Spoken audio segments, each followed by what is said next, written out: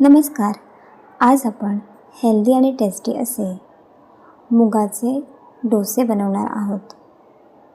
यासाठी मी इथे 1 कप तांदूळ, 1 कप मूग डाळ, थोडेसे शेंगदाणे आणि 1 चमचा मेथीचे दाणे भिजत घालत स्वच्छ धुवून आपल्याला रात्रभर भिजत घालून ठेवायचे आहेत. मिक्सरच्या भांड्यात भिजत घातलेले मिश्रण 4 ते 5 लसूण पाकळ्या, 2 हिरव्या मिरच्या आणि कोथिंबीर,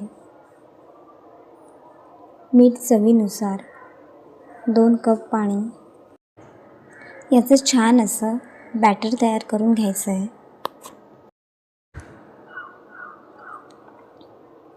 1 गाजर, 1 सिमला मिरची, 1 कांदा आणि 1 हिरवी मिरची हे आपल्याला छान असं बारीक करून घ्यायचं आहे.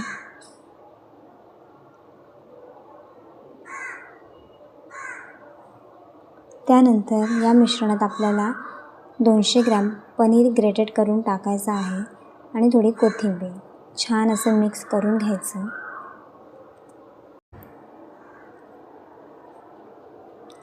पॅनला तूप लावून आपला डोसा बॅटर स्प्रेड करून घ्यायचा आहे.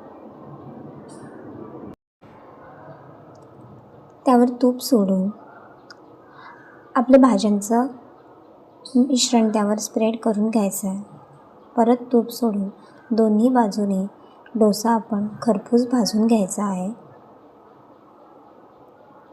आपला मुगाचा डोसा खाण्यासाठी तयार आहे. अशाच नवीन रेसिपींसाठी चॅनलला सबस्क्राईब करा. थँक्यू.